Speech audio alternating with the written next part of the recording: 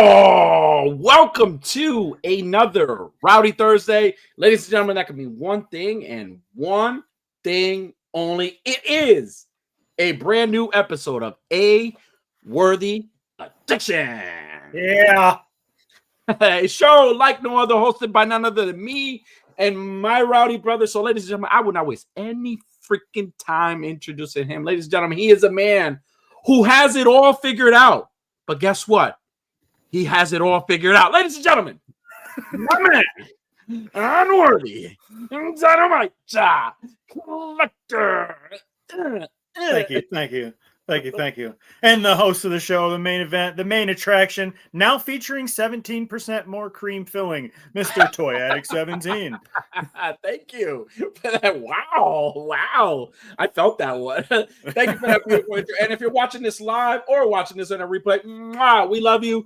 We thank you for tuning in with us and checking us out every Thursday and putting up with our bullshit every Thursday. And remember, hump day is gone, but we are here on Thursdays to continue to hump all through the rest of the week for you. So, I hope you enjoy. We got a special episode tonight. We got a special guest on tonight, and we can't wait to bring him on and talk to him and get to know and learn about this awesome toy line that I got to see in person. Unworthy, in person. I was there. I was this close to it.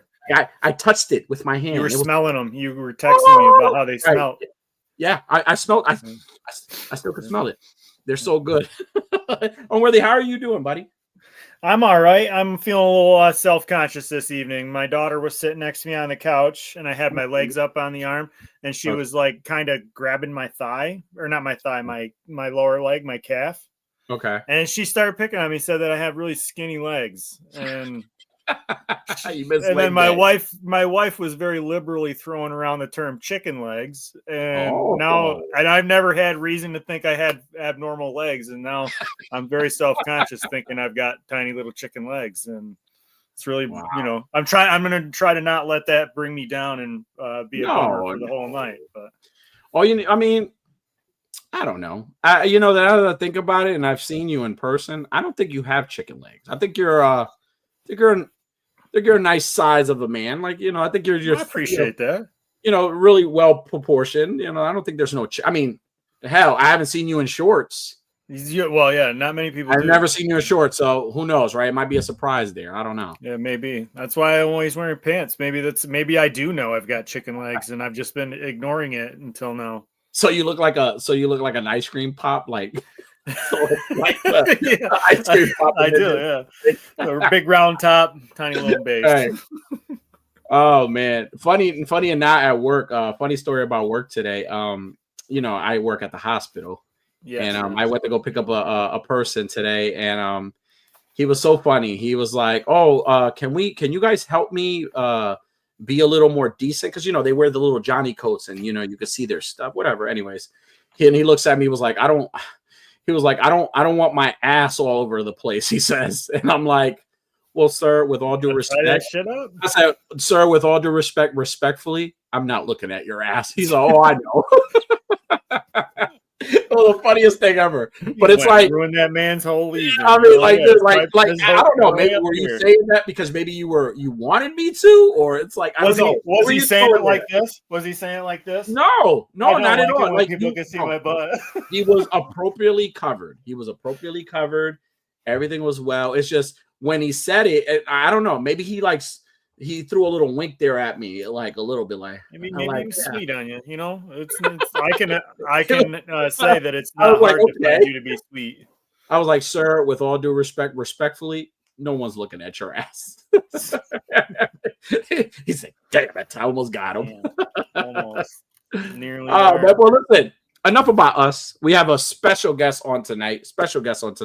And I don't want to waste any time introducing him because, again, I had the privilege of meeting this person at Legion's Con this year, and I was able to see his creation, this new line of figures that is fully funded, by the way, on Kickstarter. It's already fully funded, and Unworthy, you confirmed earlier backstage that this thing went a little over its mark, right?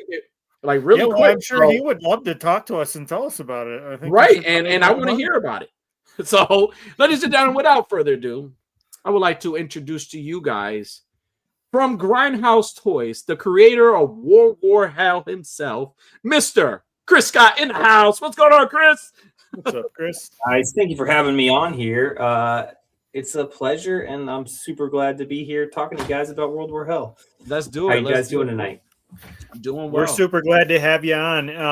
What's your leg situation like? Do you got chicken legs or do you got normal legs? I've got like the opposite lately. Like my kids are telling me like, whoa, Dad, stop eating so much shit. You know, your legs are getting old. You don't need that kind of negativity. Legs. You don't need that kind of negativity. Have another. I know, but they've got the chicken legs. I think they're just jealous. So yeah. Well, I mean, maybe I should be too. I always thought I had nice legs, but I guess they are chicken legs. Well, it makes you feel any better. I've been told that I look like a Frosty from fucking Wendy's. I mean, that's a great thing, though. That doesn't sound like a bad thing. I mean, I love Frosties. So, you know, no insult here. I'm not offended. I'm like, okay, I like it for which flavor? Like, it doesn't matter, right? Is it the special edition pineapple one? Because that was really good. Is it the Rican version of it? Like, what is it? Chris, so you know, before we get into anything, man, like it's the holidays, man. What is the man who creates World War Hell? What does he do in the holidays? What's going on with you now? Like the holidays are Christmas is already right. Like I feel like we just had here, man. Like Christmas is next week. What is a man like you doing during the holidays? A little, you know, ritualistic sacrifice. No, there you go. That's up. How do you think I funded that Kickstarter? Come on, guys. There you go. I believe it. I'm for it. You know, we're gonna have some family. It'll be fun. You know, maybe I'll hopefully get some toys for Christmas. You know, I don't grow up, so you know, we'll have some fun with the kids. They don't know, but I always end up. I mean, my kids are older now, but I still like, you guys got to get some Legos or some toys here and there, and they're like, Dad, we want like clothes, and I'm like, come on. But no, it's a good time. It's a good time. We enjoy. I know it. It broke my heart to hear I have twins, a set of twins, and they're 10 years old. And it broke my heart when I asked them that very infamous, popular question, what does my baby want for Christmas? Yeah. And I'm thinking, you know, dolls, you know, no, they want makeup and clothes. I'm like, be still my heart, makeup and clothes. Ew. It's all downhill from here. It's absolutely all downhill from there. I was like, oh no. And then thank goodness that I have my 6-year-old who's still into like, you know, Bluey and Gabby's Dollhouse and all this stuff. So like, that's where the toys, right? Yeah, are gonna go. But like, man, it broke my heart to hear my 10-year-olds tell me they want makeup. 10 years old. That sounds about right. That's about time my daughter, she broke my heart too. She used to, every night when she, you know, she'd take a shower, when she'd get done, I would have to brush her hair and braid it for her before she went to bed. So it was like, nah. Yeah. She got black girl hair and it's crazy big. And so I'd have to brush it and braid it. And about 10 years old, she came out of the shower with her hair brushed and braided. And I was like, oh my God. Oh, I'm dying. I'm not needed anymore. Now, Chris, are you more of an online shopper, or are you more traditional of you rather go to the stores and do it the traditional way? I like a little of both. You know, like some stuff's got to kind of be online, but I like going to the store. You know, I was doing a little RossCon in the last, the last month, hitting up some shopping, and you know, that ended up being more toys for myself. But you know, with the Christmas shopping and all that, I do like to, I don't know, try to find something sometimes, because sometimes that stuff just, you know, speaks to you. Right. I'm more of the. I'm definitely more like I think. Thank goodness for online shopping, but man, online shopping could be just as stressful as going shopping in stores, because either you order something, or either it's sold out, or it doesn't ship on the day you want it to, or there's a delay. I can't stand that. I'm more of the traditional guy. I'm the person that needs to go out and like be around. And one of the things that I felt very helpful is that I stopped asking my kids. Like, I ask my twins what they want, but usually I stop asking them. I don't ask them like as much as I used to. So like, I'm like, all right, well, Dad's gonna surprise you with something. I think it's more of a surprise if I bring you something that I think you may like. They're like, wow, Dad, you should have just asked us. We could have told you not to buy this shit. Right. Like they get my gift and then they get Mom's gift. It's like, yeah, this is why we love Mom more. Yeah. How about you, Kevin? Are you a online guy or are you traditional to the stores? I'm a bit of both. I like to shop. I shop year round. Like I'm always at the stores looking for toys and shit. And luckily, my sons, they like the same things I do, so it's not hard for me to, go down the toy aisle and look at wrestlers or Pokemon figures or Star Wars figures, and they like the same things I like. So if I think it's cool, they're gonna think it's cool and they're gonna want it. So it's pretty easy to buy for them. My daughter, I have no idea. She makes a list and she updates it for us. And my wife, thankfully, takes care of that. Right. We kind of have a thing. I take care of all, the gifts for the boys and me, and she takes care of the gifts for her and my daughter. So okay, that's smart. That's actually pretty good. Now, what would you say growing up, you two? What would you say is your most memorable Christmas gift? Like, what would be the most memorable one? I'm gonna start. Mine was My Buddy. You guys remember My Buddy? My Buddy was like kind of like Chucky. It was Chucky. It was like a nice version of Chucky. It came in I would never forget. It came in a big box like Chucky's box. Yeah. It had the box was a treehouse, like the art was a treehouse, and My Buddy was a blonde. My buddy was blonde. It was great. I thought it was fantastic. And then there was this thing about Chucky. Oh, he reminds me of Chucky. I can't remember if it was like Chucky came out first and these were like inspired by Chucky. I can't remember what the story is about that, but there was a lot of similarities, like even the freckles, the face mold, the hair, the overalls too, right? The overalls, and it came with like the little hat and everything. And then you the girls got the kid sisters. So I remember, and then the commercial, My Buddy, My Buddy, My Buddy, that was my joy. So I wouldn't be surprised I wouldn't be surprised that they came out first and like they were so creepy that's what Chucky was inspired by. I wouldn't be surprised neither. You have to do some research now. I need to find. I know they re-released them, but they're a smaller scale. They're not like the actual scale what they were. Yeah, they did that like with the wrestling buddies. They're right. They re-released them. So I, you know what? To this day, like I wouldn't mind like owning that again. It needs to be new though. Like I wouldn't mind. I mean, it would be a little weird a grown man walking around with a My Buddy than the other shit you got. Who cares? So, Chris, what would you say would be your most memorable gift? I mean, it doesn't have to be kid; it could be like an adult wise. What would you say is the most memorable gift you ever got? I'm just gonna go with what pops into my head probably first. Like I remember being a kid, and I remember all the bone crunchers, like the wrestling figures from like the 90s. I remember getting like a ton of those. Like I used to get GI Joes, and I remember that. But I remember getting a ton of those wrestlers one year. Yeah. That just sticks into my head, and it was so fun. Those were so cool. The ones like their arms would make the snap noises and shit. The crunching and yep. Oh yeah, I used to have all those Bret Hart and Shawn Michaels and they all came with the WWF gold plate stand. Yeah, it was like the little plastic base, which was nice. And I remember when I got the championship 4-pack. I think I had Davey Boy Smith, Owen Hart, had the tag titles, European title. I had I remember that. Rock and Undertaker with their title belts, and I just thought that was so damn cool. So. Hell yeah! I remember they didn't put those belts in many figures. So when they came out with the multi packs and they had belts, they were like highly sought after. Yeah. Oh yeah. I remember they did like a later one too with like Stone Cold. I had like the first set of belts were better because they actually were molded, but the rest were almost like they were printed. And they were still cool because it was like, oh, the newer belts, but just now I can have my little full on match. Right. It was good times. Yeah. And you had to have the monster ring, the Monster Raw Monday Night Raw ring. You had to have that.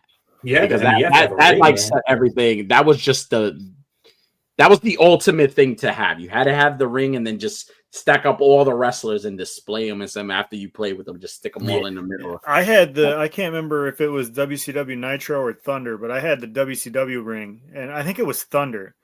and half of the ring section would you could make it look like it would cave in. So it looked like you were slammed through the fucking ring. But then I remember losing part of the top part of the breakaway part. So I had duct taped cardboard to the fucking thing so I could still use it. That's cool, man. They don't make those. They don't make toys. I mean, no, that's a lie. A lot of the toys now, I wish I had them when I was growing up.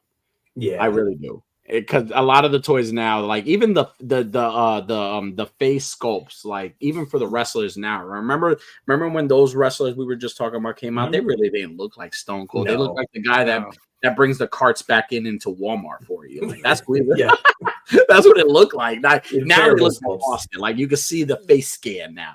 Back then it was but we didn't care about that. Just like we didn't care about articulation or anything. We were okay with with this kind of motion, the 5 POA, neck motion. We were okay with all that. Yep. We're spoiled now with all this fucking articulation. Right. We are. Oh absolutely. Man. Well, you didn't ask me, but I'll tell you my most memorable Christmas gift. It's the Talk Boy. Remember the Talk Boy from Home Alone? Home Alone 2. The year that Home Alone 2 came out, my mom bought me the Talk Boy, and it was like a 3-pack of cassettes of Michael Jackson's greatest hits. And I remember fucking playing that Talk Boy with the headphones on, just nonstop. That was my favorite gift. That's ever. Awesome. I wish I still had that thing. Did you dance to some of the songs? Oh, I did. You gotta show me this. You gotta record yourself. You still got the moves. Well, I don't know if I could do it now. I'm a lot older and beat up now. I would love to see you do the moonwalk, my friend. I'll pay to see that. Yeah, dude. This time of year, it's great. These kids are so fortunate now. And you know what's crazy? A lot of them don't a lot of the new collectibles now or toys now. It's aimed for us more.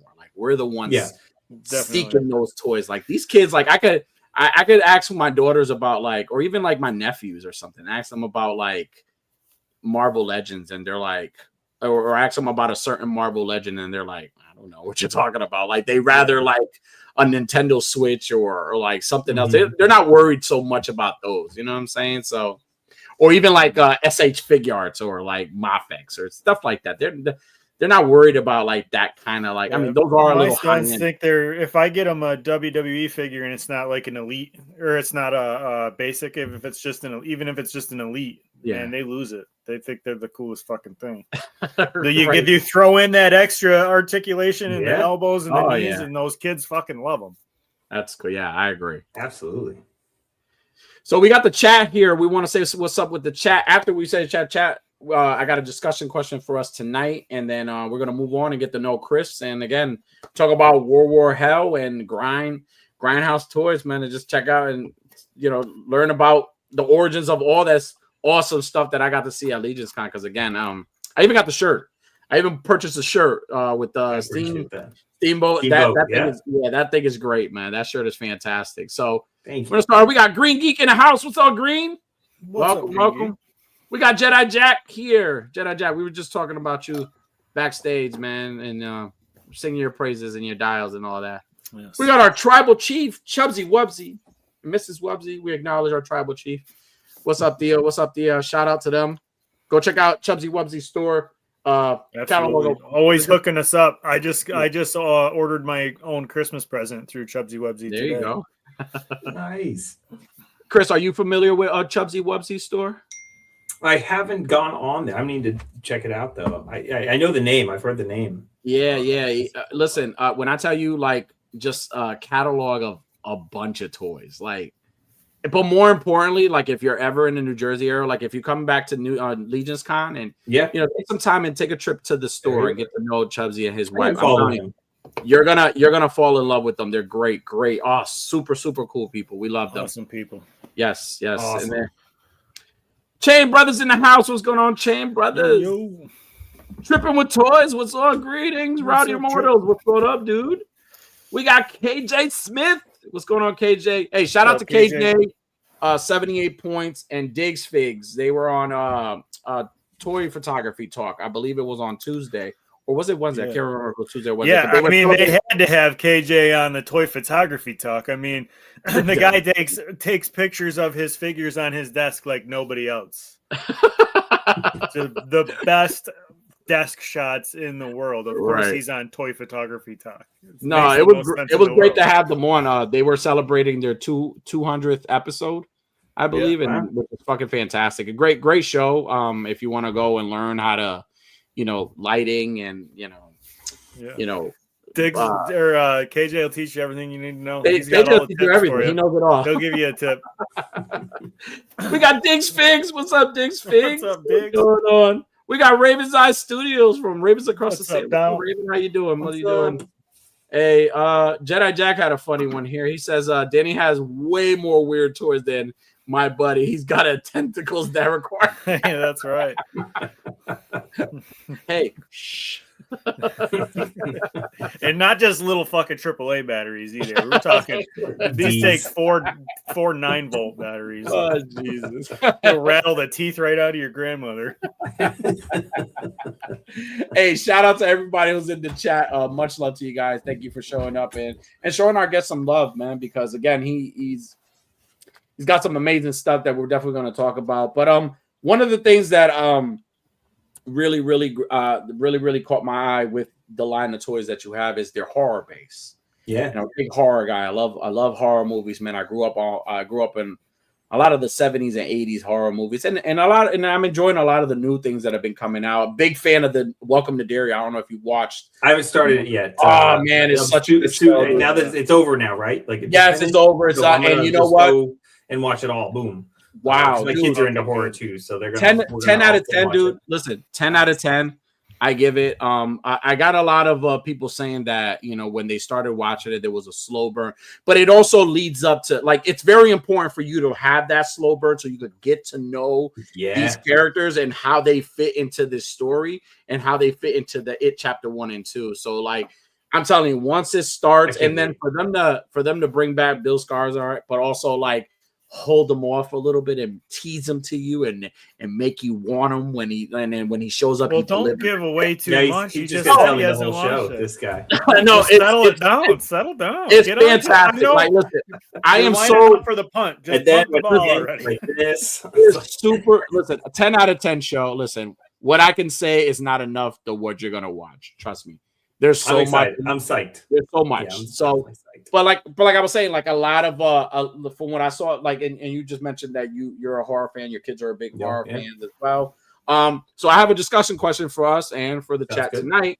And the question tonight is, what are 3 horror movies you feel are underrated? So 3 horror movies you feel like they're not as rated as high. They deserve to be rated high. And they're just great movies in your opinion. They don't get as much credit. I'll go. I love Halloween Season of the Witch. I feel like that classic movie. I feel like that movie. First of all, it's the movie what it was the original idea of what John Carpenter wanted. Yeah, the anthology. The anthology, right? And he actually does it. He actually writes. His wife, Sandy King. She's the editor at Storm King Comics. And they have these graphic novels called Tales of a Halloween Night. And they're all anthology stories with different writers, different artists. And it's just a bunch of stories. And that's exactly what Season of the Witch was, right? So I just used to love that movie. Just the idea of buying masks on Halloween night. And there's these people and they're this cult of people. And after and they're just setting all the kids up to midnight. And there's this big old prize. And then your face just starts rotting. And it's so great. David Atkins in the movie is great. I love that movie. And again, it's just one of those movies that sometimes doesn't get as much. It has a fan base, but doesn't get as much as the praise it should get, right? Because I feel it's getting a little bit love lately. Right. I feel finally it's starting to. But yeah, it was always the hate, the one hated the most. But no, I'm glad to say that. So Chris, what would you say is one underrated horror movie in that you enjoy? I really love and I feel like people who do watch it really like it, but I don't think it gets enough love, as in like not enough people talk about it, is Brain Dead or Dead Alive, which it was called in the States. Peter Jackson. I don't know if you guys have ever seen that movie. It was that VHS cover that everybody everybody saw with the mouth. Yep. I mean, that movie's batshit crazy, and it makes me sad that Peter Jackson hasn't really done any horror in a long time. There's just some of the stupidest lines, and it's so over the top and gory. It's a bonkers fucking movie, that's for sure. I love it. I think for myself, underrated is I think it was like 2008 or 2007 or so. The Crazies, when they remade the Crazies. With Timothy Olyphant was in it, and man, I think that movie was so good. Like the original was kind of lame, and this one's not. This one's kind of lame too, but like it's underrated in the way that they brought in these fucking this new take on zombies, you know. But it's like a government inside government job, and like, man, I really think that's a good movie.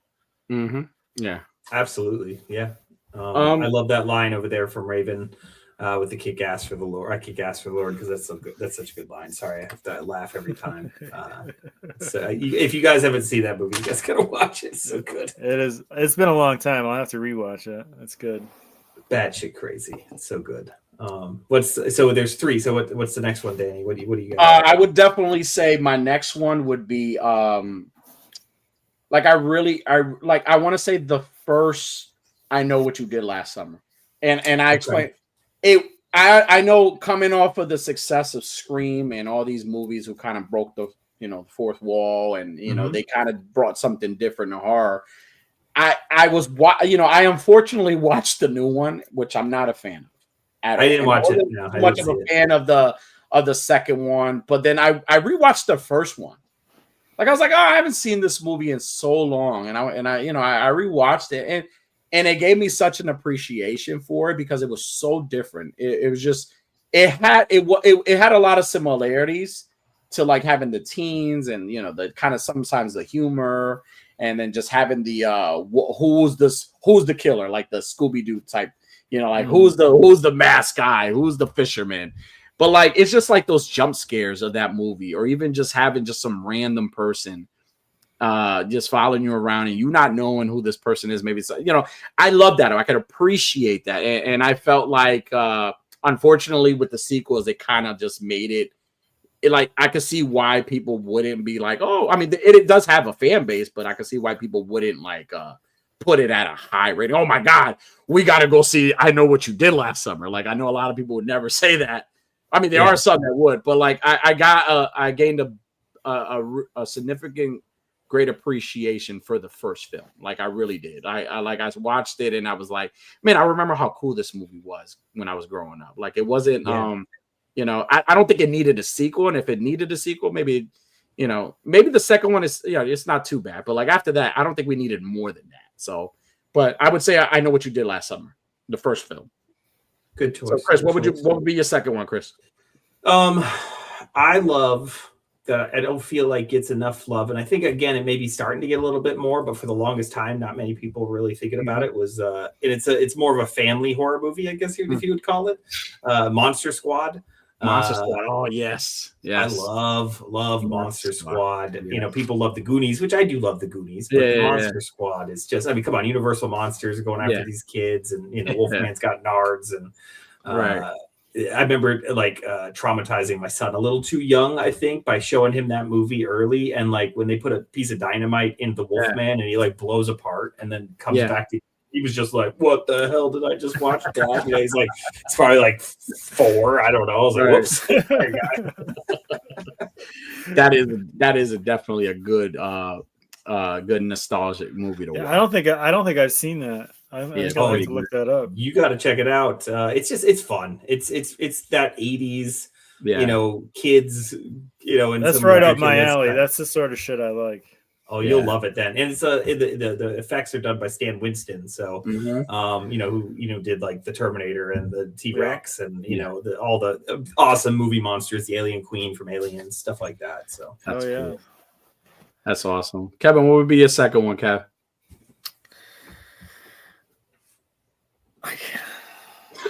Man, I just had it on the tip of my tongue, and then I was just imagining the Wolfman thing.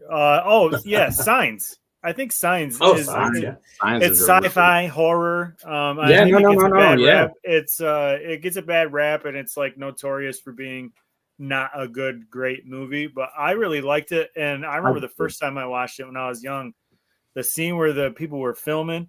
And the alien just kind of like did the Bigfoot walk by the camera. I remember seeing that and being freaked the fuck out. And then when it was trying to reach underneath the door and shit, man, I remember being freaked out. And then I remember feeling pretty cheated when like they all just left because of water. Yeah. Like this is supposed to be an advanced race, and they didn't really bother to do any research that, 87% of our planet is the thing that can kill them. So but I still love it. I think Joaquin Phoenix made the fucking role when he came down, when Mel Gibson come in the room and Joaquin Phoenix has got the fucking tinfoil hat on. That was it's so good. It sold it right there for me. It's so good, man. Yeah, that movie, that scene where he's watching the video of the party. And then the alien does this walk. That scene always got me, man. I was like, holy shit, I would not be in that neighborhood. I was like, Mom, we're leaving now. No, we getting the fuck out of there. We're getting the fuck out of there. Oh, man, it is a good movie. I really enjoyed that movie. I want to say my last one. I would definitely actually put it after Season of the Witch. And I feel like it's one of those classic horror movies that, again, when you watch it, it's silly. But man, it's so good. And the gore delivers every time. Reanimator. I love Reanimator. Herbert West, man. Like I love that first film. I remember watching that film growing up, and my mom would get so pissed at my dad. Like, I mean, like they would have like full-blown loud shouting matches at each other because she would be so pissed because again, we had these corpses who were like nude. And it was all the gore and the scene with the cat and all this and that. It was just fucking weird. It was just crazy. And dude, like it was a nice. And Herbert West was fucking weird either way. Like he was just like all the scenes you watch with him in the movie. That movie is like one of those ones where it's like it's nothing like the book, the base material. It's not like it at all. But like it's like this, like The Shining. The Shining is nothing like the book, The Shining. Right. But the movie stands on its own as a classic, and I think the Herbert West Reanimator, I think it's the same thing. It's nothing like the book, but it stands as its own thing, and it's fantastic. It delivers on everything, and like the special effects, like the stuff, like the practical stuff, like the actual stuff that they had to like pump and have all these like animatronics to make eyes. It's just so good, dude. It was just so good. Like, and again, I work at a morgue. I work at a hospital. And there are times I'm in the hallways. There's times I'm in. Oh my god! I hope my boss is not watching this. I didn't mean that. but I work. He told you get out of the morgue, Danny. Get out of here. What are you doing? Your boss is like, well, that's weird. He's not supposed to be in the morgue. I'm the new Herbert West.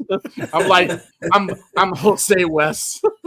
No, but there are times where I'm like at the hospital and I'm like working, and some parts of the hospital remind me of that movie. Like it's just like, man, I remember that scene where the guy was like banging on the doors, but he knocked the door down and it like crushed the security guard, or like I was like, I remember that scene. That scene was fucked up. But I love Reanimator is definitely one. Yes. Reanimator is definitely one of those underrated horror movies that, man, listen, I don't get tired of watching it. I will watch. I think I watched it a month ago. And I enjoyed watching it. I might even watch it tonight. That's how much you should. That's how much I enjoy that movie. I love Reanimator. Chris, what would be your last one? Which one do you say? Your third one? So my last one would be, and it's a little more modern of a movie. I guess it's not that modern. It's probably 18 years old now, but kind of to the namesake of Grindhouse Toys, I guess, the Grindhouse double feature that they did with Death Proof and Planet Terror. But like together, I don't like that they separated them because people didn't understand how it worked. If you watch that movie, as the double feature with the fake trailers and all the batshit craziness. Yeah. I like it. You know, I hate that Tarantino said like Death Proof's his like worst movie because it's so fun to have a slasher movie with a car. Right. And some of the gore in that movie, especially Planet Terror, and I love Robert Rodriguez as well. Yeah. And I just don't think people really understood that movie and what it was going for when it came out, because it just kind of fizzled out and it really didn't make any money. But I had so much fun watching that in the theater. That's awesome. I remember reading something where Tarantino said that like he regretted making that and like he wasn't happy with it at all. And I remember thinking like, damn, I thought it was pretty fucking good. Did it have any beat scenes? Oh, absolutely. It absolutely does. So there's a funny story about that. We watched it recently. So like around Halloween time, we usually watch a bunch of horror movies. Like not just like it's like September, October. We watch a ton of horror movies. Okay. And like the kids will pick something, I'll pick something, my wife will pick something. And my son was like, "Oh, we need to watch Grindhouse one of the nights." And I was like, "Oh, good. That's a great choice," because he wanted to show that to my sister or my daughter, who's 16 now, and so it was kind of perfect. And so we're watching it, and Planet Terror gets over. You watch the trailers, and then the movie's about to start, Death Proof, and she's like, "What? There's another movie?" I was like, "Yeah, we're not going anywhere yet. There's a whole other movie." Buckle like, up, kid. And the beginning, it's Jungle Julia's got her like legs out. It's just showing her feet pretty much the whole time. And she's like, "Did Tarantino make this movie?" And I was like, "Yes, yes." She even understood. It's so obvious, man. It's so obvious, and the guy doesn't. He's not ashamed to hide it. He'll put it up there. Yes, he will. It's Tarantino, man. Oh man, that's a good one, man. It's definitely a good one. Kev, which one would just be your last one, Kev? My last one, but first I have an honorable mention, and I wish Dead Man Juan was in the chat to hear this. But Meet the Feebles is also underrated. It took forever for Dead Man to convince me to watch it. And he had to hog tie me in my bathtub to make me watch it. But it was pretty fucking good. And he's right. It is underrated. It's also by Peter Jackson. It's like his first movie, I guess. Is that I haven't seen Meet the Feebles? So it's like I have it on murder horror. It's like a horror movie, but starring Muppets. It's so fantastic. It's fantastic. That really is amazing. I'm looking it up right now. That's an honorable mention, and shout out to Dead Man Juan for making me watch that. But I think my final underrated horror movie is Identity with John Cusack. Okay. I think that movie was really good and suspenseful and scary, and like the plot twist at the end was kind of jarring that it was all the one dude. Mm-hmm. But like everything, all the substance that leads up to that weird twist was really good. And I think that's why the movie probably gets shit on, is because the twist at the end really made absolutely no fucking sense whatsoever. Yeah. And it kind of leaves it up in the air like, okay, so did any of this even happen in the movie, or is this just this guy's delusion? Like, so that twist really did suck, but the rest of the movie is really good. Okay. That's definitely a good movie. And great. I mean, I haven't watched Meet the Feebles. So I'm gonna, because you said it was good to watch. I'm gonna finally open my DVD. Shout out to Dead Man because he definitely sent me the copy of it. I'm gonna open it. I'm gonna finally watch it. Okay, that's good. Only because Kevin, because if you told it to Kevin and Kevin said it's good, I'm going with it. It really is. Now, if it's not good, I'm gonna unfollow you. keep in mind, you know that the type of movies I like. It's like, like fucking. I really think Thanksgiving is a very good horror. Oh, I think, and you think that's you think I'm an idiot for saying that? It's fun. No, I think Thanksgiving is great. I think unfortunately they tried so hard with Hard Eyes, and that movie was just not fun for me. I mean, I love the kills and some certain parts. It's just too humorous for me. It's just weird. I was like, all right, I'm a little drained now with the humor, because some parts I was like, it's just, and even the plot just didn't make any sense to me. I didn't watch Hard Eyes yet, but a funny story about that real quick. My buddy, I was at Spooky Empire in October, a little horror convention down here. Okay. And my buddy, he was doing some of the photo ops with different actors and directors. And he was the only one in line for the photo ops for the director of Hard Eyes, and the actor and the director. And he's just like, okay. And there was nobody there. Oh my God. And that was just the photo op. So he probably wasn't getting a whole lot of autograph signings either. But the fact that nobody even did the photo op, I feel so bad. I go to Horror Fest out here in Connecticut, and the line that was like that was like 2 people in the line was the cast for Paranormal Activity. Oh man, they were out there. They were out there, and like it was like no like I felt bad. Like I was like, I really like this because I really liked the first movie. Like after the second one, it was just like, all right, I know what to expect now. Like the first movie, like I remember me and my brother watched the first film, and like I dragged my mattress from my room and put it in his room because I didn't want to sleep alone that night. Like it really fucked me up bad. Yeah. And he's like, my brother's like looking at me like, dude, what are you doing? It was like, we're gonna hang out. We're gonna watch another movie, right? You know, I just thought it'd be cooler if we slept in the same room tonight. Right. Hey, we're brothers. This is not bad. This is okay. We could do this. Yes. Oh man. But great films, man. But listen, great segue because a lot of your stuff really brings that nostalgia and that horror element and going back to what I was mentioning, like there was something specific, and I told you this backstage. There was something specific about this toy line that really caught me. Like I was sold on it when I was like horror. I was like, oh shit. What really sold me was the VHS cases. Yeah, the VHS cases, the yes. Those are the packages, Kevin. Those are the packagings. And let me tell you, when I saw those, Chris, I don't know if you remember, Chris. I was like, "You got that one for sale? I'll buy it right now." Yep. I remember it. I had to break your heart. Yeah, he had to break my heart, like every woman in my life. You can see it. My lighting's dude, not that's great. Dope. It's super cool, dude. Oh man, that right there, like you like spoke to everything I love about film, movies, growing up, horror. Like you like going to like Tommy K's or Blockbuster and just seeing it, just picking out the one you want, and like you really like. I resonated with you there. Like I was ready to buy you breakfast that day. Like I was like, I gotta do this. So just perfect segue. Like, dude, like.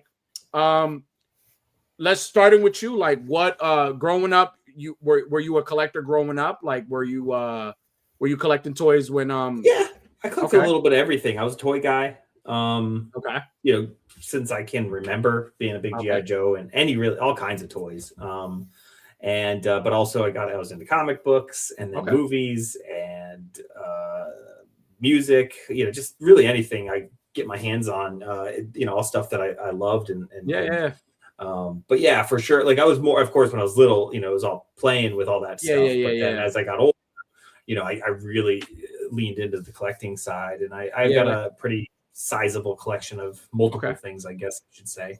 But yeah. I see you got a title belt on that wall. Which title belt is that? Yeah, so I actually designed this one. Really? So I did a custom class 2023 for Joe Fest for the GI Joe show there in Georgia. Nice. Which was awesome. And so I'm a big Sergeant Slaughter fan, being a wrestling fan and a GI Joe fan. So I was excited about that. And so we did a custom kit for the classified GI Joe Slaughter that I taught people how to paint it. To look like when he was like the Iraqi Sarge, you know, when he was the bad guy Sarge. And so I made him a Cobra. What was that, Kevin? It was like Saudi Sarge. Yeah. He was like the sympathizer, the Iraqi sympathizer. So he had like tan, and you know he turned his back on America. So like I took that idea and made him a Cobra Sergeant Slaughter instead. Like he was brainwashed and joined Cobra instead. So I made a Cobra title belt. I'll show it to you guys. Oh, that looks cool. I like the color. Yeah, it had to be red, man. And so it's like the winged eagle, but whoa, that is cool, dude. It says World Domination Champion. Chris, how much you want for it? Not for sale, man.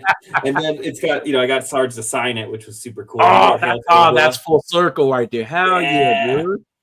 So that was badass. Oh yeah. Is that made out? You made it out of? Is it metal? Oh yeah, I actually had a real belt maker make it, and that's fucking awesome. He does a lot of like that is freaking awesome, dude. That's super cool. Damn, that's fun. Cool. And so we made like a small one for the kit, but as soon as I designed that, I was like, I got to get it made for real. I don't care. I just want it. And that's cool. Well, it's kind of like full circle. It's kind of full circle too, because a lot of the toys from World War Hell remind me a lot of the G.I. Joes. Yeah. Like they remind me a lot. So going into that, like you were collecting, you know, regular kid playing with toys, you got older, started collecting. What inspired you to start a toy line? And how did that how did that come about? And why, I mean, being a horror guy, like what was the thing that you said, you know what, I want to do a horror line of toys? Like, what was that? So I've always like drawn and always been into like creating and stuff since I was a kid. And so always coming up with characters and different things like that. Like I would always be the guy when I was playing like a video game. Like I'd spend more time creating my character, you know, stuff like that. So when I recently actually got into toy making and working on toys only a few years ago, when I started working on Operation Monster Force. I don't know if you guys are familiar with that, by Big Bad Workshop. So I do all I used to do a lot of customs, and I just customized toys. I got into that probably about 10 years ago. I mean, I used to when I was a kid, kind of got out of it for a while, got back into it. Started customizing, and I got pretty good at it. And Bill from Big Bad Workshop contacted me, and he's like, hey, you want to start doing paint masters for Monster Force? And I'm like, that sounds amazing, because you know, monsters mixed with like kind of G.I. Joe is kind of like what I loved. And so I started in that route and working on that. That's all 6-inch stuff. It's all really fun. But I was like, you know what, I want to do something my own, you know, I want to do something a little different. And so I went down the route of, I did a collaboration actually with Bill. So my first figure was this Dread Trooper. It was a pink, kind of Creative Cobra homage, but it was something we did for Joe Fest. I used Eagle Force parts. I made this figure, and it was a really big hit. I sold them really fast. People liked them. I put them in the VHS style boxes. That was the first time I did that. I didn't do it like this. They were in clamshells, and I just put them in a bag inside. But people still loved that. I gave them tons of accessories, and it was a little more sci-fi. It wasn't very horror because I had to utilize parts that were already made. And then the next year I did Necromancer. I took some more parts. I took a kind of like a little bit of a bootleg Skeletor, made him a little horror-esque, did my story with him, and had a lot of fun. And that's where we really refined the case. And then after that, I was like, you know what? It's time to, you know, do my toy line. And I knew if I was doing the VHS cases, it should be an O-ring figure. Being that's that old school 80s, 90s toy that we all kind of played with for G.I. Joe. And I wanted to turn that into something that was different instead of being just another military toy line. I wanted to make a mix of horror with that. And I feel like we don't get enough horror. Especially new IP horror. We get a lot of, you know, Jason and Freddy, which I love. But I wanted something of my own with, you know, tropes and things that we're used to still, but kind of just turned on its head. And there's something funny and kind of goofy about an O-ring action figure already. So to have now like a really gory one, like where he's all bloody or his head's exploding, or, you know, my main dude where his face is cut off, and my main villain, or we got like decapitators, like these little guys. They're very like John Carpenter's The Thing inspired. And just really nasty creatures instead of just a bunch of good guys versus bad guys. You know what I mean? That's cool. So now World War Hell, right? This is this is the toy line. What's that story about? Like what's the story on World War Hell? What is this? Like if I came to you and I wanted to know what World War Hell was about, what would you tell me? What is that? Like the short answer would be like Evil Dead kind of meets World War II or Band of Brothers or something like that. This is crazy mashup.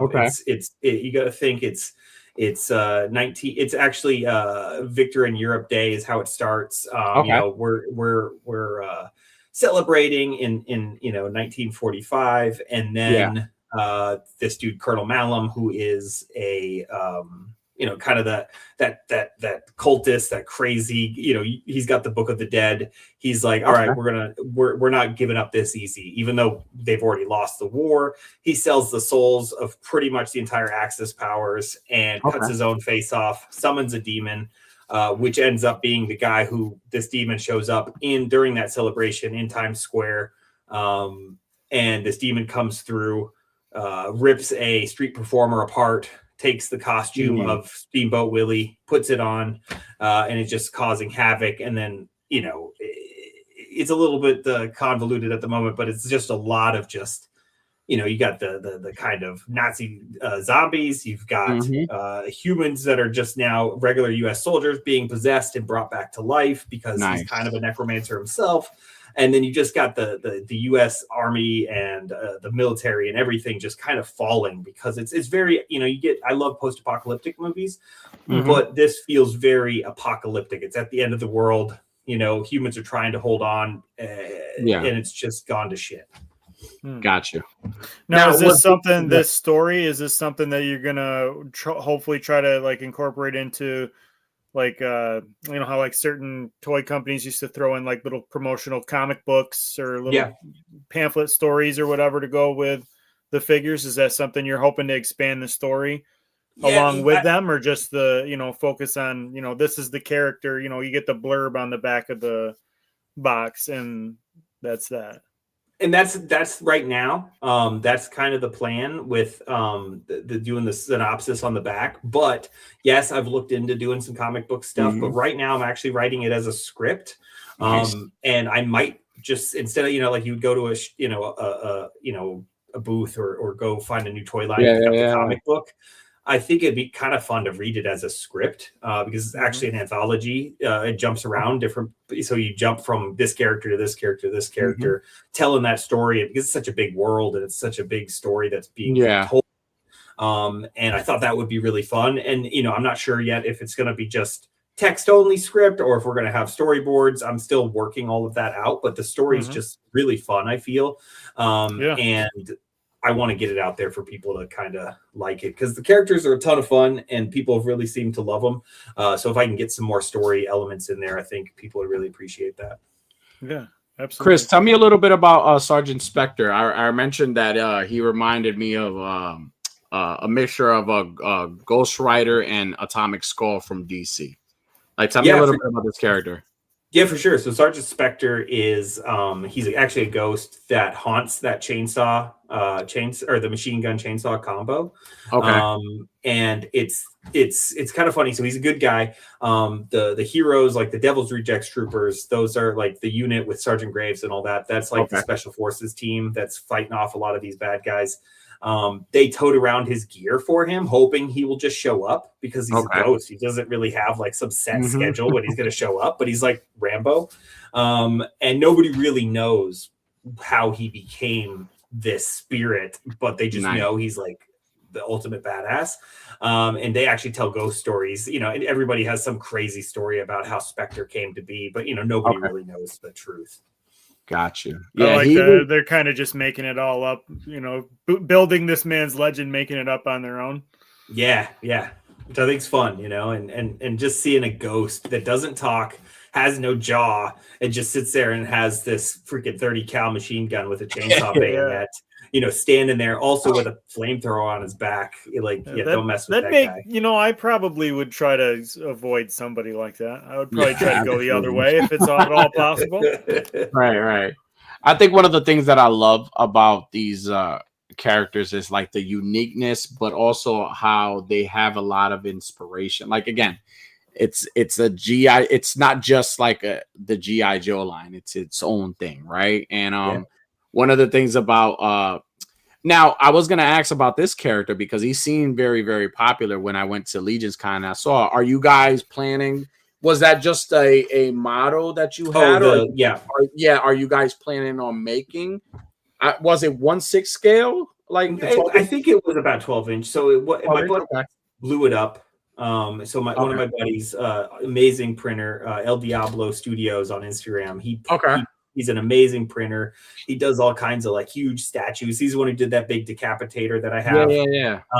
And he just printed that for me as like, hey, awesome job on the Kickstarter. And he just made me that. That's actually the file of the figure just blown up. And it shows how good the sculpt really is from going from that small 3 3/4 all the way up to 12 inches. And a lot of people have asked me, am I going to make 6 inch or any of that stuff? Because, that's a lot of people's scale is that 1/12. Yeah. Like that too, as well. But right now there's no plans for that at the moment. I mean, I would love to at some point, but right now I want to focus on the 1/18th scale because vehicles. I want to do crazy, big stuff, and for dios and stuff. It's just so fun. Yeah, and really I love the idea of the O-ring, by the way. But that'd be, as far as like 6-inch and up, that'd probably be a lot more difficult to, make an O-ring figure work for that scale. Oh yeah, if I ever did do the 6-inch stuff, it would be more probably like a classified figure or something like that, with that like updated, the really good articulation and the really good sculpting. I'm a sucker for the classic O-ring G.I. Joe figures, and so this sounds like it's right up my alley. Awesome. Now is this a choice of packaging that you could get with the? Well, I mean, besides the VHS tapes, like this Super Nintendo inspired case, is that something that it's available? Also, it's going to be. Yeah, so I haven't finished my backer kit yet because I'm just waiting on a few things from the factory right now. Okay. But backer kit will be like we'll have the pre-order store. It's going to have this as an option, which is an accessory pack. A lot of people are asking for like, hey, can I get extra accessories for the figures or other figures in that scale? And I'm like, yeah, that's a good idea. And so I was like, well, I want to do something a little different because I feel like the VHS boxes are perfect for the figures. For something like this, I wanted to do something, that was a little different. And I felt the NES style video game package would be perfect for accessory packs. So yeah, it's like that's awesome. It's like you think about like when you put in cheat codes and get extra bro, bro. And it's crazy because I just noticed this. Like I was so hooked, like I didn't even see this right here. So like, thank you for putting me back in debt. Like I appreciate that. That's my job. It's so cool, man. One of the questions now, besides the characters that you have now, are you looking to expand the line? Maybe incorporate some ladies in the line in the future? Oh yeah, absolutely. I've designed about half of Series 2 already.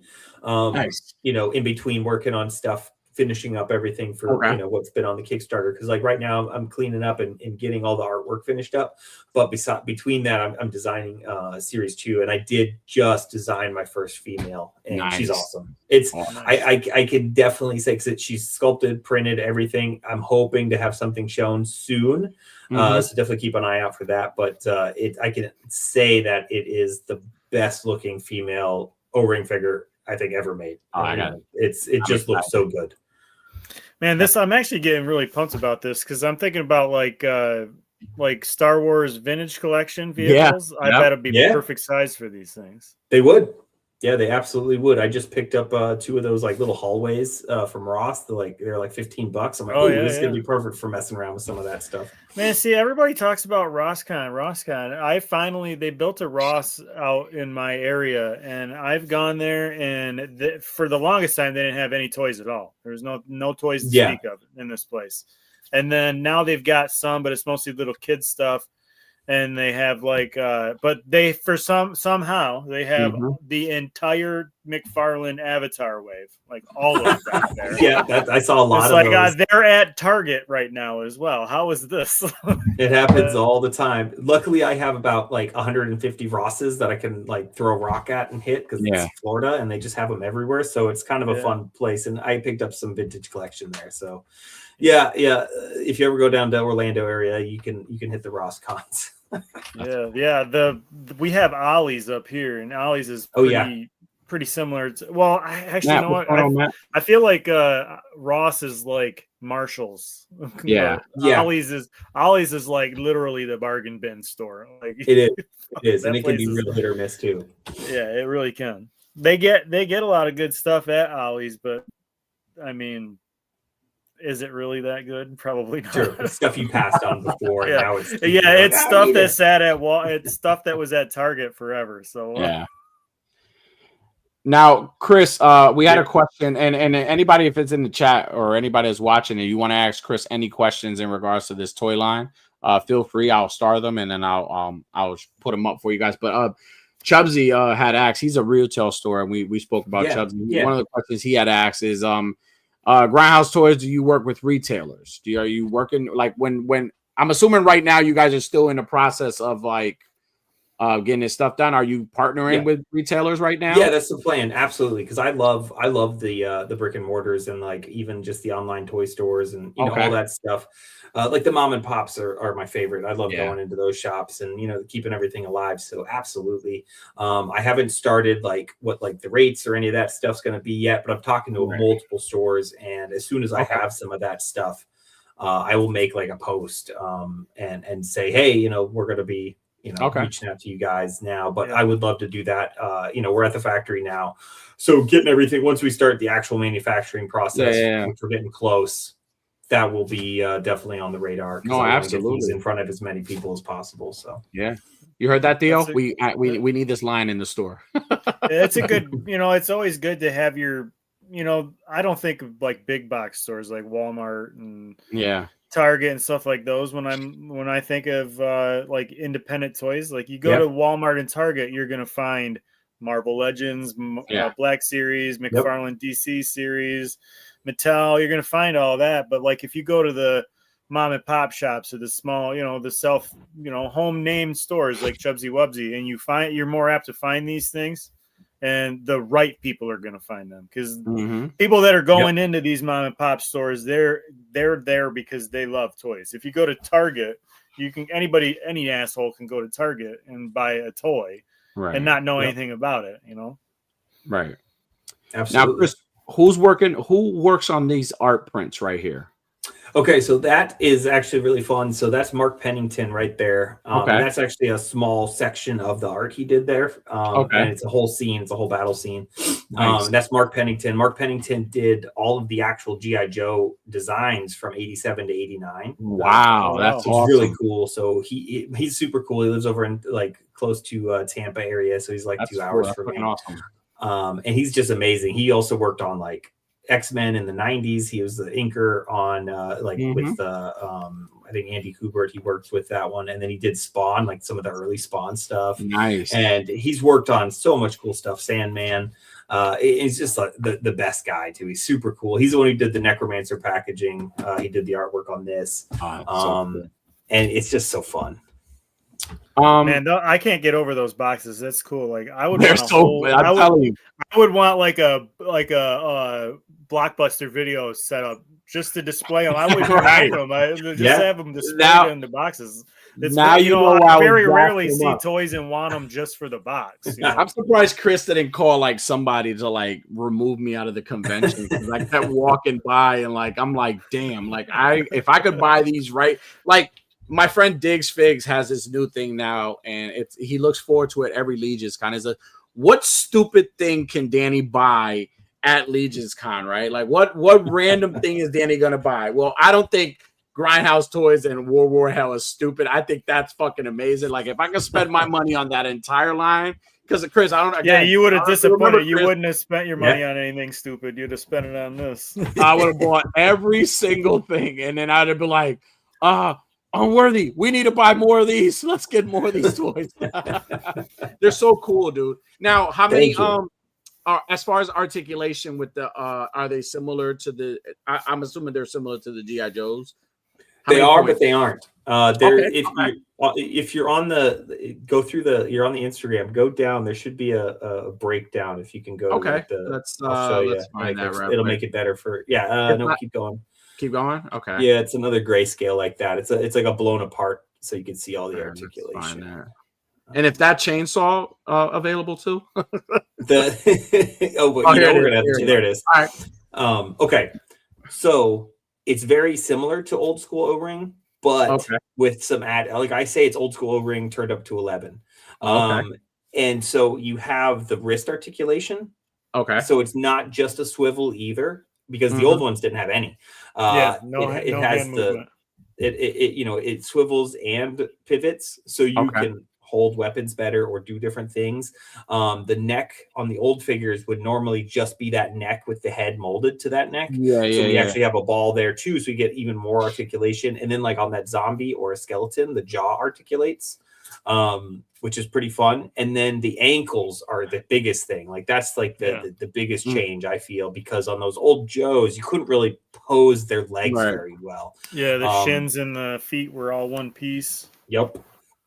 Yep. And so with this, oh man, being able to get those wide poses and stuff. And then also they have like an overlay harness. So this is like without the harness on, but like, so to give them that kind of the harness and then the shirt tail, that's all like a PVC piece. So it's that rubbery material. And so it just builds them out a little bit. So even still, if people want to mix these with like a modern or a vintage collection or something in that world, it still can, it's like that.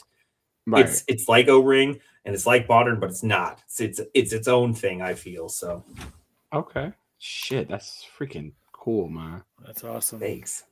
Wow. Okay. Now, as far as the packaging, like how many additional heads and how many additional hands and accessories? Like what are we looking at as far as accessories and stuff like that?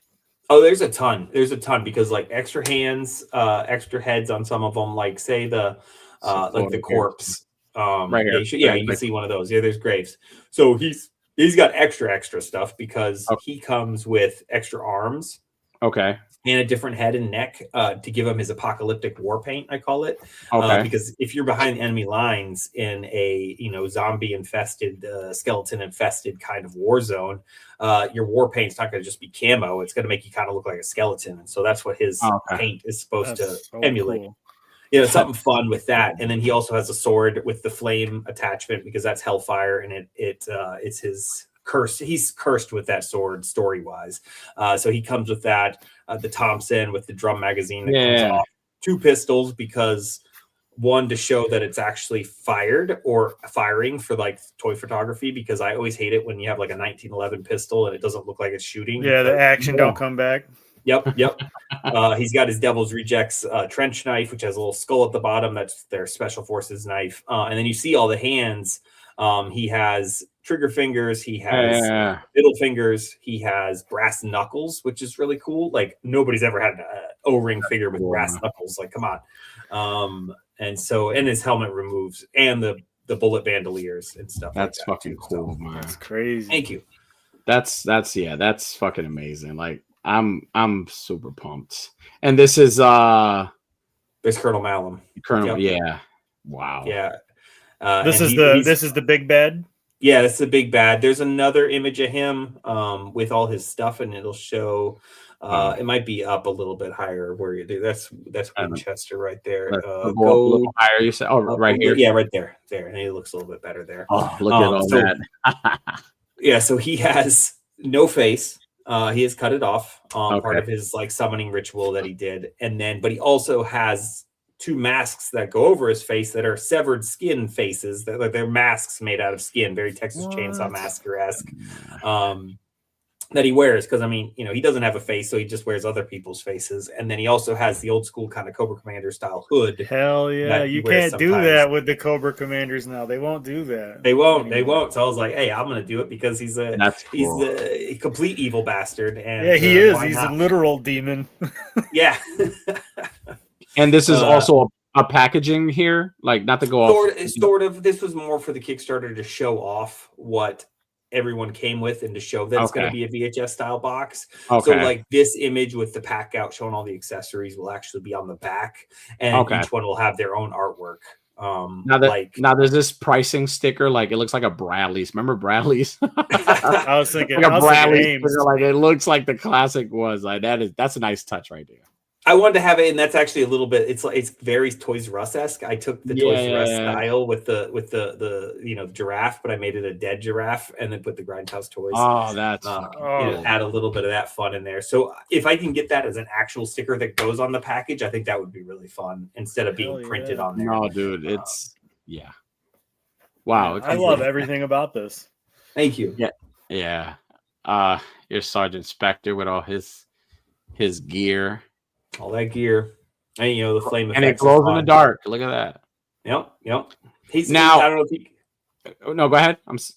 So he's going to be kind of similar to like how Blue Hagnon. I don't know if you have Blue Hagnon from Mythic Legions. They did a clear bluish guy, ghosty.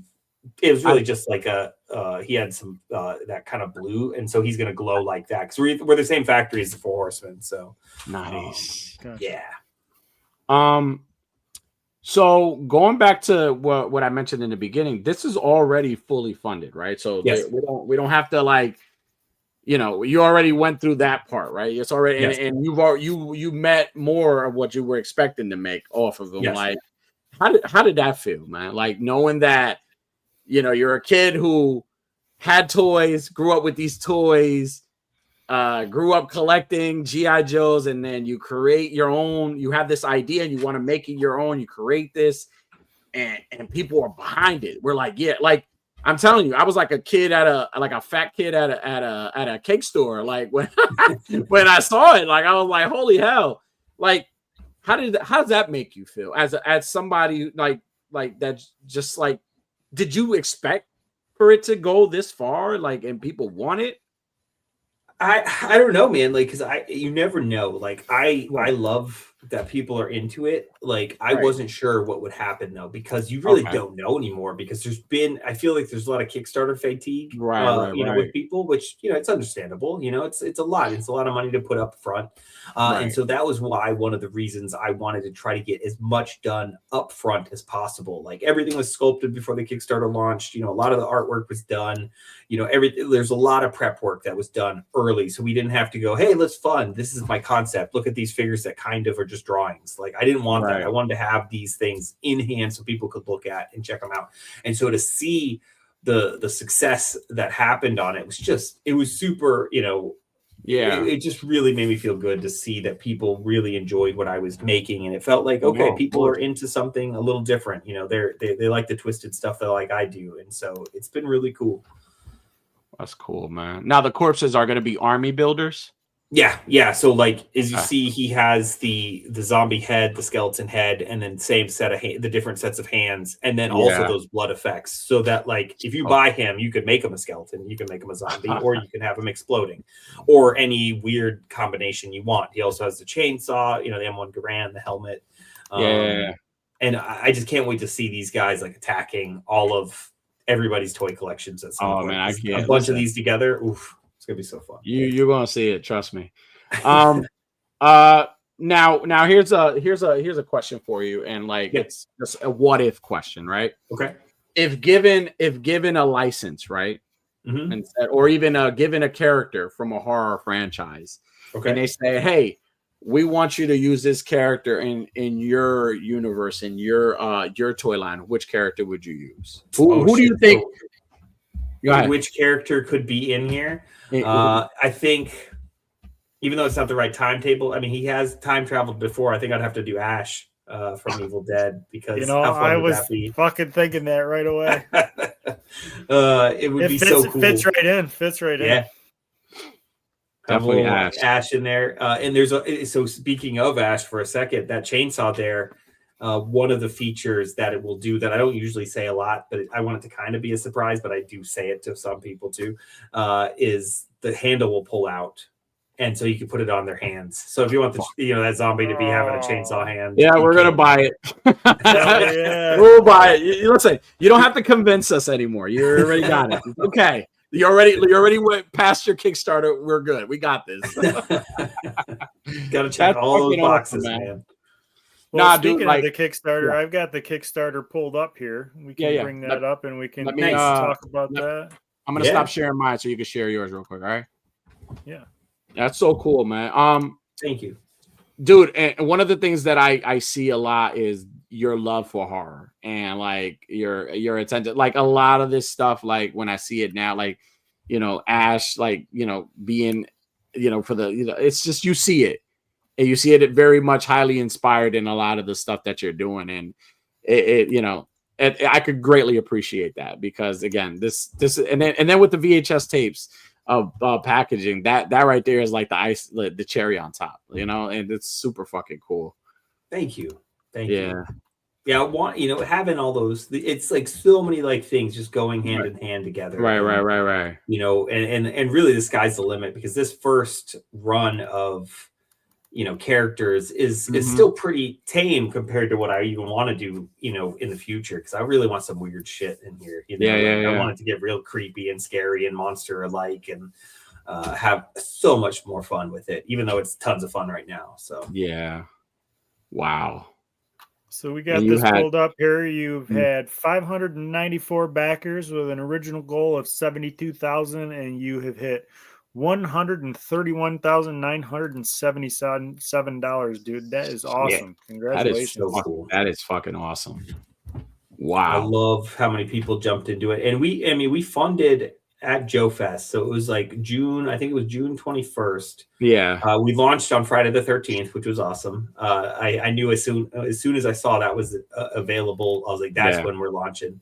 And we funded right as I was starting the actual panel I was doing at Joe Fest. So that was really cool. We did a panel and we funded right then and there. So that was a fun Saturday night. A lot of drinks that night. So talk us through this. Is this right here what we're looking at? Is this the base get with what when you fund? Yeah. So for the Kickstarter, like if you were to go on there right now and back the all in, this is what it would come with. All of these. I mean, that's not locked anymore. I didn't update that to be unlocked showing, but it's all of those things for the all in. So I think I can't remember how much it is right now. I think it's $319 maybe for the all-in price, and that would include all of these figures. It's got the Decapitators, the Green Army Men from Hell, and then the Dead Shadows and the Revenant Horde Trooper. There will also be 3 other items though that are on backer kit that can be added on, and that's the Steamboat Willie, that's the Devil's Rejects Trooper, and then there's also the accessory pack we were talking about earlier. Nice. Shit. Wow. Who did the I don't know if you answered this question. Who, and forgive me if you did. Who did the sculpting for this stuff? So the sculpting, the majority of all of the sculpting was done by James Carter, and James Carter is fucking phenomenal. Like, he's an amazing person, but he's also such an amazing sculptor. He used to work. He was a sculpt supervisor for Hasbro for many years, and he worked on Star Wars Vintage. He worked on Ghostbusters. Worked on tons and tons of projects over for Hasbro, and he did the majority of it. And then there's a few head sculpts and different things sculpted by Arlen Pellissier. He also has worked for Hasbro and multiple things. He's the one who does the Naughty or Nice collection. With Big Bad. And he did a few heads like Malum and Captain Winchester. And then there's a few sculpted weapons done by Mark Gerwig from Mark II Design and Mark II Toys. So cool. Awesome. Here we see the blurb here that you were giving us about the story. Yeah. For everybody that's looking to fund or looking to back it, so they get a little backstory for these characters. Mm-hmm. Yeah, the initial offerings right there. From this set right here.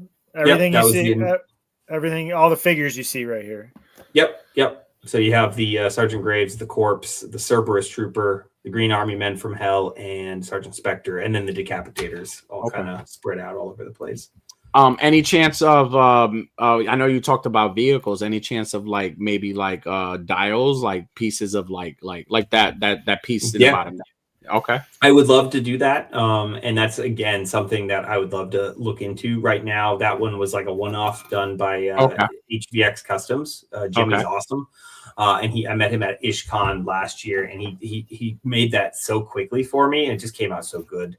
But I would love to do stuff like that as well. Like maybe even something you can maybe build, like a piece that builds up, or something like that, because there's just something about that horror World War II vibe. I think really cool as like a play set. Now, are the pillows and T-shirts are those available also? They will be. I haven't. So I'm getting a new website right now, and I'm hoping to launch beginning of the year. And once that launches, the shirts will be up there, the pillows, posters, all the fun stuff. Until we have I am so mad. I regret not purchasing one of the pillows. Like, I'm really mad. They're fun. I got one of them back there. Right there's Malum peeking over. How much you want for it? Hey. We'll talk. I've got 3 of them still. I still got 3 different guys, so we can. Listen, they're so cool, dude.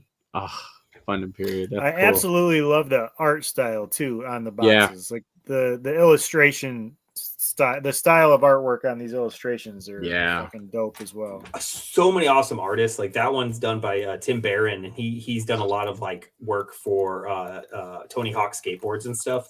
Nice. And so my whole goal was to have every package to have like a different look to it, because I want it to feel like you're in a video store where you're like, oh, what's this? Even though it's the same story and same arc, I want every figure to look like, you know, a different movie almost.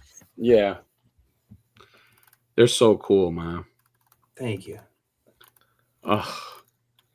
And like they're I mean, if obviously if this I mean, it's already successful, but like if, you know, in the future down, like would you consider doing 6-inch, 7-inch on these figures? Sure. I would love to. You know, and maybe if I did, it would be something like maybe 1 or 2 here and there. I wouldn't probably go like full force like I'm doing with this, because I always want to make sure this is the main thing.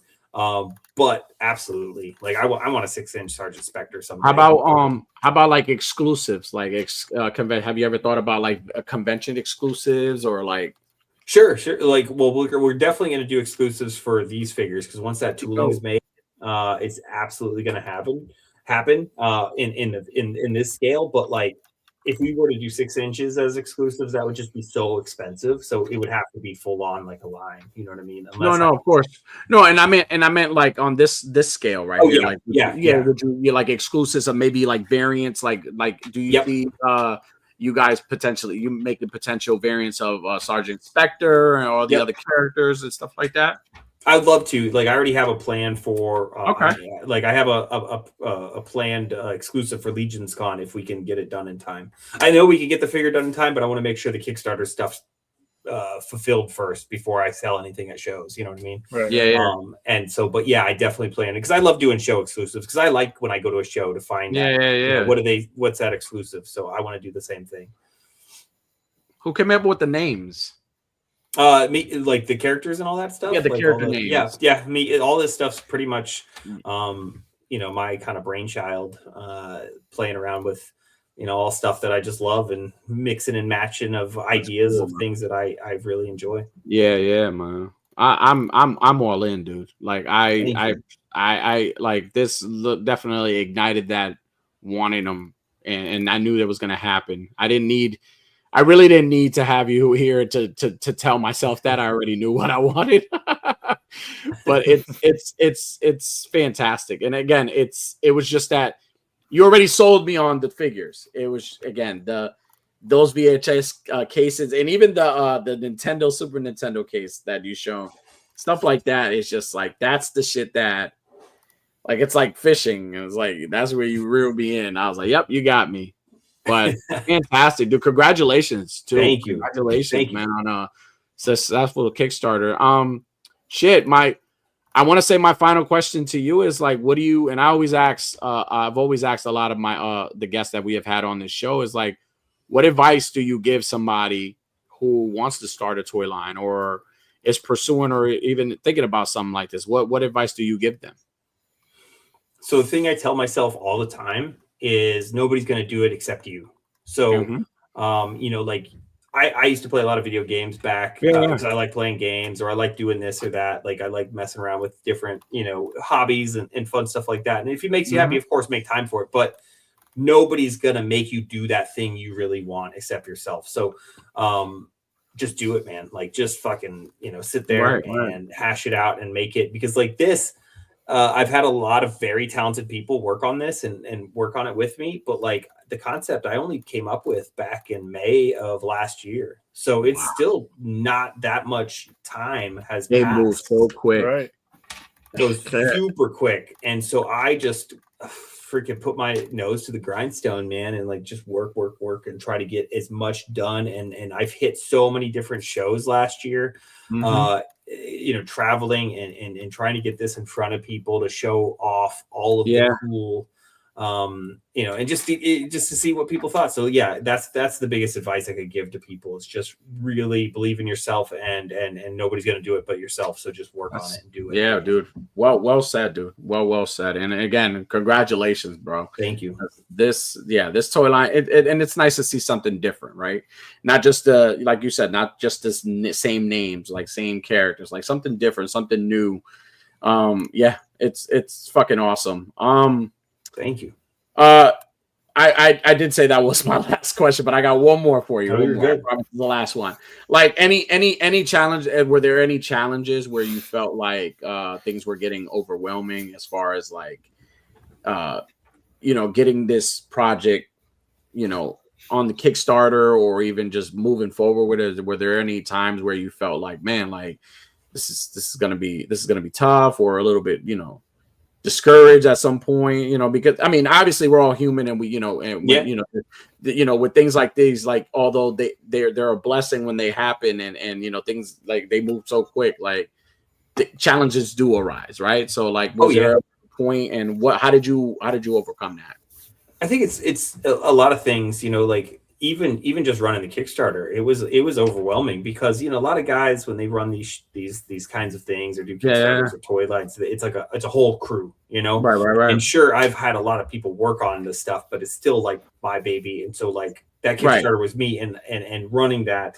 So that was super overwhelming. Like, okay, doing an update like almost every day and posting something every day and making sure but like not too much. It's like, what do I post? What do I do? And so it does become this whole thing, like, and you guys know it, even with like doing the podcast or any of that, like putting content out there, that kind of gets like doing the business side of it and the managing side can be overwhelming when I want to just go over here and draw and design something and have fun with it. Right.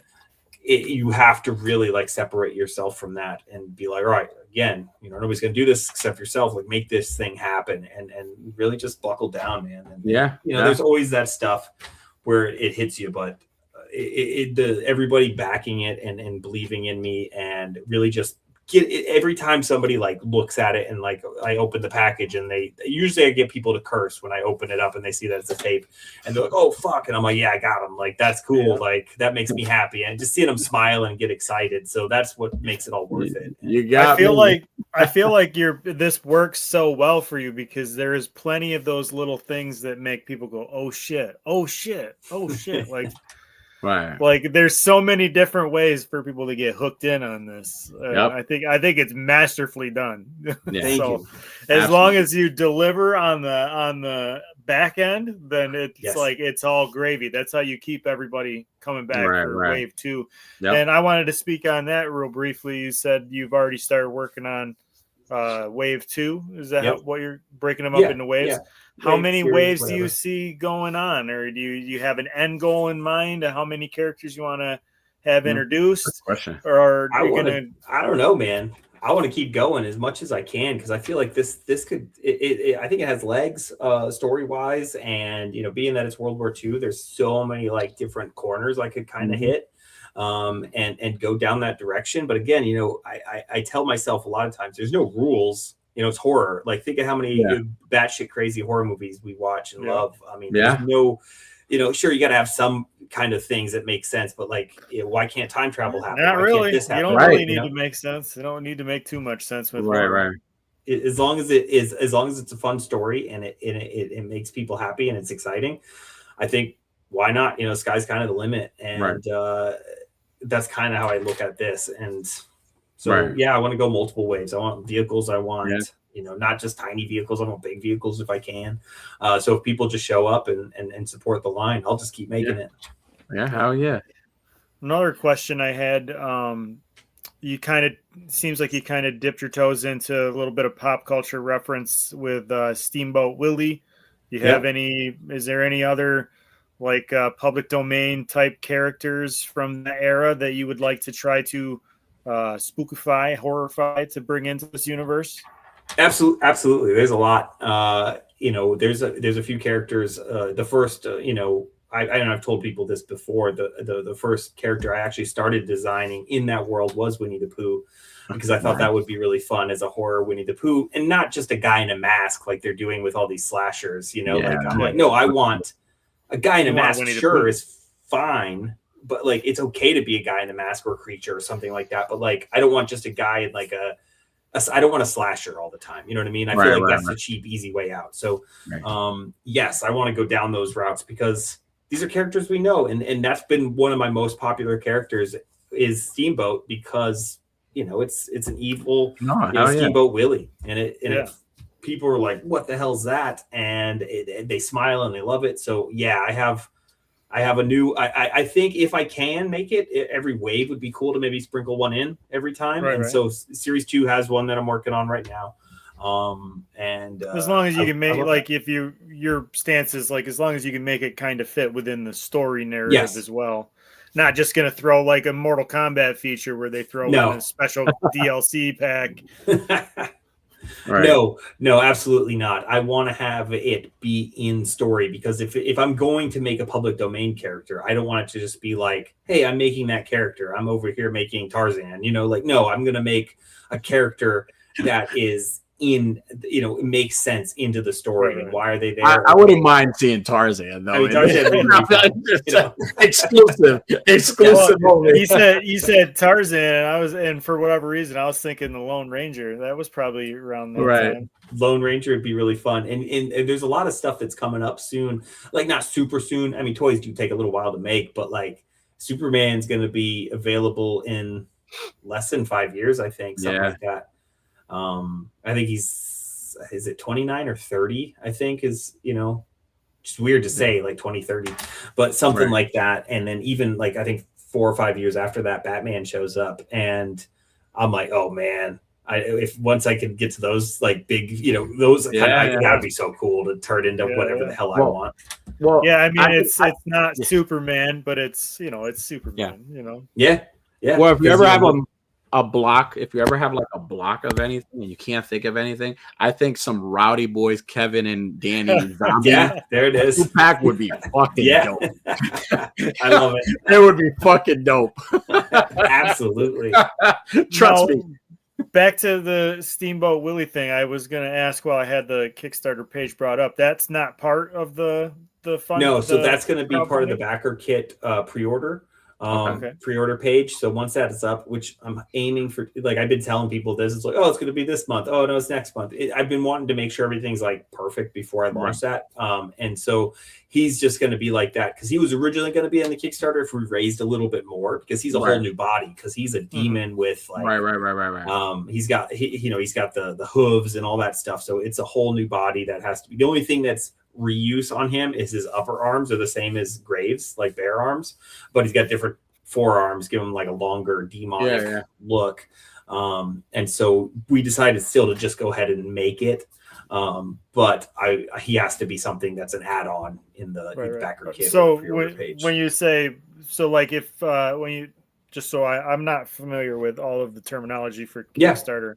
When you say backer pre-order, means like the only people that would be able to pre-order are people who have already backed the project. No, so like the backer kit, and I say it like that, but like backer kit is a thing where they will take all, like they get the information for shipping. So what I do is I take all the Kickstarter people and put it into backer kit, and it makes it so like, say you were to back the Kickstarter, you would pick a few things, and then when you get into backer kit, it'll be like, here's what you picked, but you can also add more. And so, yes, that's that. But then in backer kit, you can also just open a pre-order store. And that will be like a thing now where if you haven't backed the Kickstarter or anything, you can just go there, and there's going to be avenues for you to just get the whole set still. I didn't do any Kickstarter exclusives. A lot of people do that to kind of help pad the numbers and push it more, just to be like, oh, you can only get it if you back this. But since it was a new line, I didn't want to have anything behind that kind of paywall or time window. I wanted to have it be something where people still could get these figures. And so maybe later down the road, I'll do more of an exclusive thing. But for now, like you'll be able to still pre-order and back these figures, even if you didn't back the Kickstarter. Awesome. That's awesome, man. I mean, you should back the project and get them all anyways, and then still get Steamboat Willie. I would think, but I mean, if you're only after Steamboat Willie, I guess if that's all you're after, there is ways to make that happen too. No, and there are people. It's frowned upon, and I think it's deplorable, but it is possible. Oh man. Nah, dude, I'm excited, and again, congratulations on the successful Kickstarter and this awesome line, dude. That just it happened. What you say? Within a year, it was already like boom, like it's there and it's happening, and I can't wait. I can't wait to not only see friends of mine or even people in our tour community with these figures, but I can't wait to have them. Right. And just, awesome. The ideas of like, again, I'm not used to like playing with like, I'm used to like, a 6-inch, 1/12 scale, 1/6 scale. I'm never used to those, like the vintage series. So I'm not used to those. So like to have that's a challenge, and I think it's a pretty cool challenge. Like I'm excited. I might not honestly. I might not even want to open them because of the case, because I love the packaging so much. That's the thing is, I definitely want to jump on board this. I just got to convince myself whether I'm going to open them and do photos or if I'm going to have a Blockbuster display back here. Right. Well, you know what's fun about it is they're not going to be taped. I do that on purpose so that put them back in. If you want to, you can pull them out and put them back. I hate when I have that same problem with a lot of stuff where I'm like, oh, do I have to get 2 of these now? Or so when you have that collector friendly packaging, and having it like this, it works. I mean, and the cool thing is, you take that figure out, this still looks the same. You have that behind it. That's true. Get to experience the figure. So that's fucking awesome. So you're fully funded. When is the stop date or the date that people like you pay and it goes into production for people to start for you to start getting in production for people to get? Yeah, so all of that has already kind of happened, but I'm still allowing late pledges on there until I get backer kit up. And so like you can still back it on the Kickstarter. And I'm going to leave that open. Same when I get the backer kit, I'm going to leave that open. And so I can just keep, people can still go, oh, I didn't, they don't have to be like, oh, I missed out on it. So I want to make sure people can still pre-order, do all of that. And so right now, like I just had a meeting with the factory a few days ago with my production manager. So, we went over a few little things on the sculpts to make sure everything's ready to go for the actual molding process. So I'm hoping in the next 2 months or so, I will have like the check models and all this stuff and my prototypes for the packaging. I'm going to have that at Toylanta is my goal. And so, just have some more stuff kind of going. And right now we're aiming for November is what we've been telling everybody for, I've been telling everybody for when the figure should hit, barring any unforeseen circumstances, which happen. But I would love to have them at Legion's Con. Is really what I want to do. But let's hope. We'll see. Yeah. That's where I'll buy them. I'm probably not. I'm probably gonna get them like sooner, but they're there first. I'm gonna buy them. I'm probably gonna have like 2 sets. That'd be awesome. And you guys wait till you see the booth when you actually can walk into it. That's my goal. Like the Blockbuster shopping, the videos. Oh man! What's this one? So right. Oh, that's awesome, man. Well, you gotta have like a little section that's like remember back in Blockbuster when they would have employee recommendations or whatever.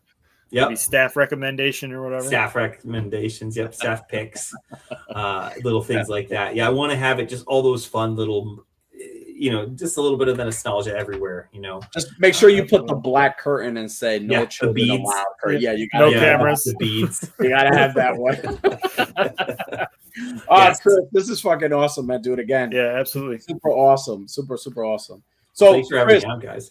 We towards the end of our show, we have a portion of our show that we basically shout people out in the community or people that are doing amazing things. And we call, and this is our portion of the show, we call it the AWA_weekly fix. And that's basically where we just take random people from the community and we showcase them or we talk about them and we just shout them out. And for others who don't know their page and not familiar who they are, they can start following them and checking out their work.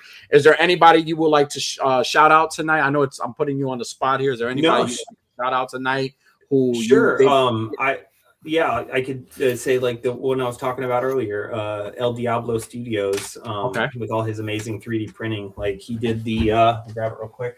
It's right here. The giant decapitator that he did for me. This is the same file that is for the little ones.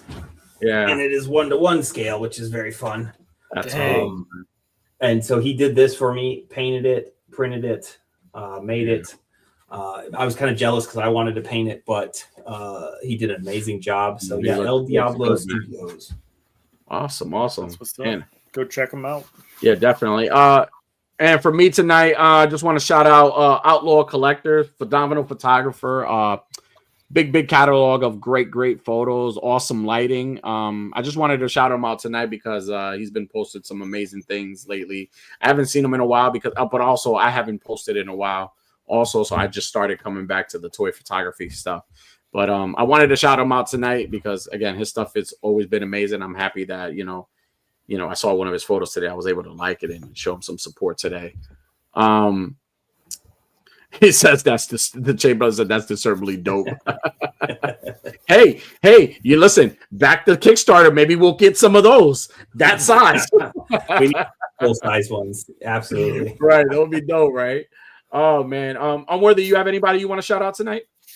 I don't have anybody for the weekly fix tonight. Okay, no problem. Hey, so yeah, for everybody that's watching, thank you for tuning in and showing our guests some support. Chris, again, such an honor to have you on. I'm so happy we were able to get you on. Yeah, absolutely. And congratulations. This is huge for you. Congratulations. Mm-hmm. Yes. Thank you so much. I really appreciate you having me on. It was a lot of fun, and I love talking about this and also horror movies and all that good Absolutely. stuff. Well, listen, don't ever be a stranger. You're more than welcome to ever come on if you ever want to come on and shoot the shit with us and talk anything, because we talk we go off the rails on this show. You just want to we can go hang out with the Rowdy wrestling too. We do wrestling specials. We do everything. We do it all. You're more than welcome. You're family now, so you can hang out with us. I appreciate it, guys. We like to end the show with a quote. Do you have a specific quote that you like? It could be from a book. It could be from World War Hell, maybe. I don't know. I don't know if I have any good quotes just yet on the dang. See, now you got me on the spot. I'm sorry. No, it's okay.